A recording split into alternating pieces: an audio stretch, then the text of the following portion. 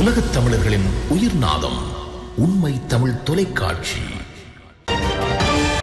வணக்கம். உண்மை தமிழ் தொலைக்காட்சியின் பிரதான செய்திகள்.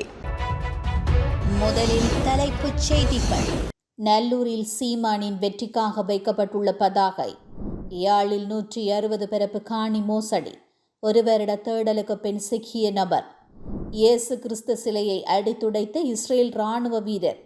ட்ரம்பை நெருங்கும் சிக்கல். 60 நாட்களுக்குள் படைகளை திரும்ப பெற காலக்கெடு. குழந்தைகளுக்கான உணவில் எலி மருந்து.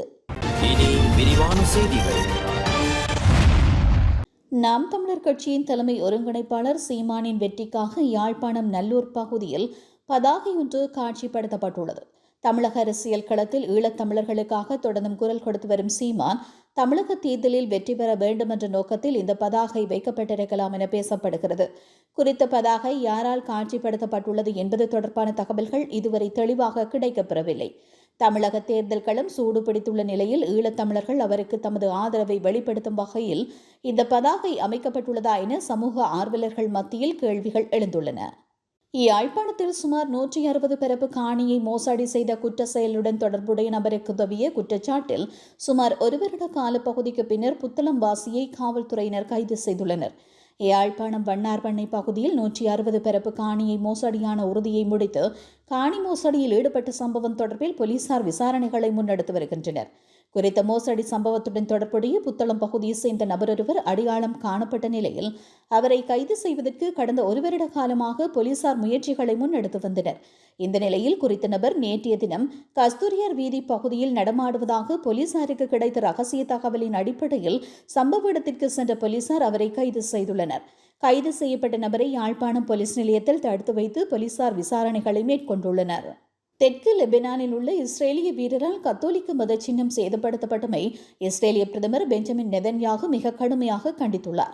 ஒரு இஸ்ரேலிய வீரர் இயேசு கிறிஸ்துவின் சிலையை சுத்தியலால் தாக்குவது போல் தோன்றும் புகைப்படம் ஒன்று இணையத்தில் வெளியானதை தொடர்ந்து இது நிகழ்ந்துள்ளது. எக்ஸ் தளத்தில் வெளியிட்ட ஒரு அறிக்கையில் இந்த சம்பவத்தை கேட்டு தானும் பெரும்பான்மையான இஸ்ரேலியர்களும் அதிர்ச்சியும் வருத்தமும் அடைந்துள்ளதாக நெதன்யாகு கூறியுள்ளார். இந்த விவகாரம் குறித்து ராணுவ அதிகாரிகள் குற்றவியல் விசாரணை நடத்தி வருவதாகவும் குற்றவாளி மீது தகுந்த கடுமையான ஒழுங்கு நடவடிக்கை எடுக்கப்படும் என்றும் அவர் குறிப்பிட்டுள்ளார். மத்திய கிழக்கில் அனைவருக்கும் வழிபாட்டு சுதந்திரத்தை கடைபிடிக்கும் ஒரே இடம் இஸ்ரேல்தான். இந்த சம்பவத்திற்காகவும் இதனால் ஏற்பட்ட காயத்திற்காகவும் நாங்கள் வருத்தம் தெரிவிக்கிறோம் என்றும் அவர் மேலும் தெரிவித்துள்ளார். அமெரிக்க ஜனாதிபதி டொனால்ட் ட்ரம்ப் நாடாளுமன்ற அனுமதியின்றி ஈரான் மீது தொடுத்துள்ள தாக்குதல் வரும் மே 1ஆம் தேதியுடன் சட்டப்பூர்வ சிக்கலை சந்திக்க உள்ளது. அமெரிக்காவின் யுத்த அதிகார சட்டத்தின்படி நாடாளுமன்ற ஒப்புதலின்றி படைகளை நிலைநிறுத்தினால் 60 நாட்களுக்குள் அவற்றை திரும்பப் பெற வேண்டும். ஈரானின் அணுசக்தி திட்டங்களை முடக்க கடந்த பிப்ரவரி 28 அன்று அமெரிக்கா ஏவுகணை தாக்குதல்களை நடத்தியது. இதனால் ஏற்பட்ட மோதலில் இதுவரை 5000க்கும் மேற்பட்டவர்கள் பலியாகியுள்ளனர். உலகளவில் கச்சா எண்ணெய் விலை ஒரு பெரல் $110 தாண்டியதால் கடும் பொருளாதார நெருக்கடி ஏற்பட்டுள்ளது. மார்ச் 2 அன்று ட்ரம்ப் இது குறித்து அதிகாரப்பூர்வமாக அறிவித்ததால் அதிலிருந்து 60 நாட்கள் கணக்கிடப்பட்டு மே 1ஆம் தேதி இறுதி நாளாக குறிக்கப்பட்டுள்ளது. இதனை போர் என்று அழைக்காமல் ராணுவ நடவடிக்கை என ட்ரம்ப் கூறி வருகிறார். இதன் மூலம் நாடாளுமன்ற அமைதியை தவிர்க்க அவர் முயல்கிறார் என குற்றம் சாட்டப்பட்டுள்ளது.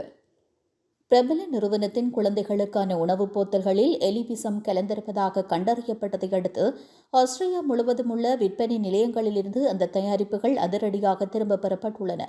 ஆஸ்திரேலியாவின் புர்ஜெர்லாண்ட் பகுதியில் உள்ள வாடிக்கையாளர் ஒருவர் வழங்கிய தகவலின் அடிப்படையில் மேற்கொள்ளப்பட்ட ஆய்வில் கேரட் மற்றும் உருளைக்கிழங்கு கலந்த ஒரு ஜாடியில் நச்சுத்தன்மை இருப்பது உறுதி செய்யப்பட்டுள்ளது. இதனைத் தொடர்ந்து குறித்த குழுமத்தின் கீழ் இயங்கும் அனைத்து அங்காடிகளிலும் உள்ள ஹிப் நிறுவன தயாரிப்புகளை அகற்றுமாறு உத்தரவிடப்பட்டுள்ளது. இந்த விவகாரம் குறித்து கருத்து தெரிவித்துள்ள நிறுவனம் தங்கள் உற்பத்தி முறையில் எவ்வித குறைபாடும் இல்லை என்றும் இது யாரோ திட்டமிட்டு செய்த குற்ற செயல் என்றும் குறிப்பிடப்பட்டுள்ளது. இதேபோன்று நச்சு தயாரிப்புகள் செக் குடியரசு மற்றும் ஸ்லோவாக்கிய நாடுகளிலும் கண்டறியப்பட்டுள்ளதால் சர்வதேச அளவில் விசாரணைகள் தீவிரப்படுத்தப்பட்டுள்ளது.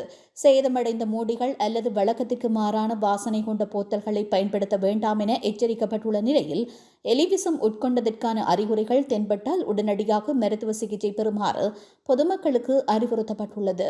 மீண்டும் தலைப்புச் செய்திகள். நல்லூரில் சீமானின் வெற்றிக்காக வைக்கப்பட்டுள்ள பதாகை. யாழில் 160 பரப்பு காணி மோசடி. ஒரு வருட தேடலுக்கு பின் சிக்கிய நபர். இயேசு கிறிஸ்து சிலையை அடித்துடைத்த இஸ்ரேல் ராணுவ வீரர். ட்ரம்பை நெருங்கும் சிக்கல் 60 நாட்களுக்குள் படைகளை திரும்ப பெற காலக்கெடு. குழந்தைகளுக்கான உணவில் எலி மருந்து. இத்துடன் இந்த செய்திகள் நிறைவடைகின்றன. மேலதிக செய்திகளை தெரிந்து கொள்ள உண்மை தமிழ் தொலைக்காட்சியோடு இணைந்திருங்கள். வணக்கம். உலகத் தமிழர்களின் உயிர்நாதம் உண்மை தமிழ் தொலைக்காட்சி.